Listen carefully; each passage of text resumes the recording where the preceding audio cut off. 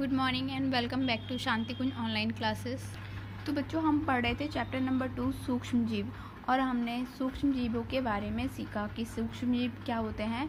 ये इतने छोटे होते हैं कि हमारी आंखों से नहीं दिखाई देते, ये हम माइक्रोस्कोप के थ्रू देख सकते हैं। इसमें हमने सूक्ष्म जीवों के प्रकार के बारे में पढ़ा और उसमें फर्स्ट था जीवाणु। तो जीवाणु की उपस्थिति, उसकी आकृति और संरचना के बारे में हमने पढ़ लिया था। आज हम इसकी आकृति के बारे में पढ़ते हैं। इसकी आकृति के आधार पर जीवाणु को निम्नलिखित प्रकारों में वर्गीकृत किया गया है। बेसिलाई। बेसिलाई क्षणनुमा जीवाणु जिसमें फ्लैजेला उपस्थित या अनुपस्थित होते हैं, बेसिलाई कहलाते हैं। फिर है कोकाई। कोकाई गोलाकार जीवाणु कोकाई कहलाते हैं। स्पाइरिला।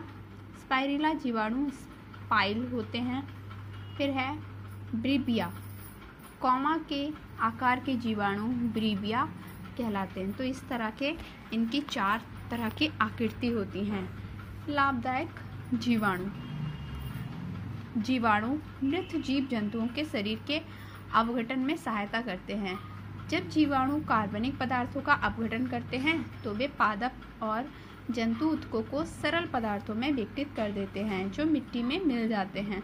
इस प्रकार मिट्टी से पादप और जंतुओं द्वारा लिए जाने वाले पोषक तत्व पुनः मिट्टी में चले जाते हैं और फिर से सजीव द्वारा प्रयोग किए जाते हैं।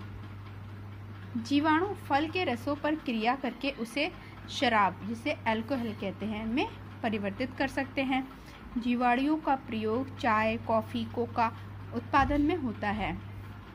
जीवाणु चाय की पत्तियों के पकाने में सहायता करते हैं जिससे उसमें सुगंध आती है।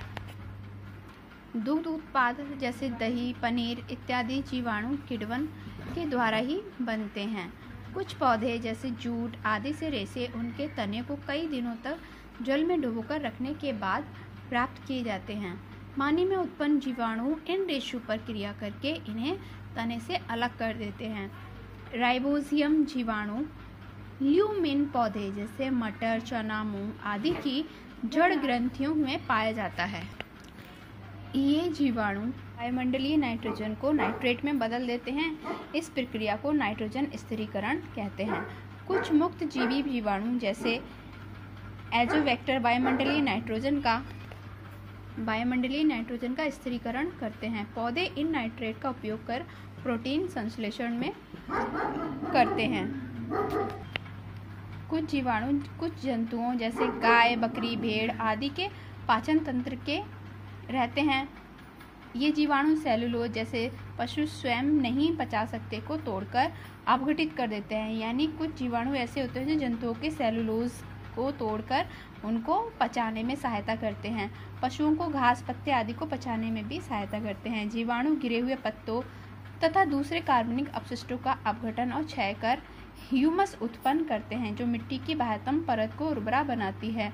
अतः जीवाणु मृदा निर्माण में सहायक होते हैं। जीवाणुओं का प्रयोग दवा निर्माण में भी किया जाता है, जैसे एंटीबायोटिक कहते हैं। तो इन्हें जैसे कि स्ट्रेप्टोमाइसिन, क्लोरोमाइसिन, ऑरियोमाइसिन, और इनका प्रयोग विटामिन बी कॉम्प्लेक्स बनाने में भी होता है। इंसुलिन नामक मानव हार्मोन जीवाणु से ही प्राप्त होता है। जीवाणु से प्राप्त इंसुलिन मधुमेह, जिसे कि डायबिटीज़ होता है, तो डायबिटीज़ के उन रोगियों को दिया जाता है जिनका शरीर इंसुलिन स्रावित करना बंद कर देता है या फिर बहुत कम मात्रा में स्रावित करता है।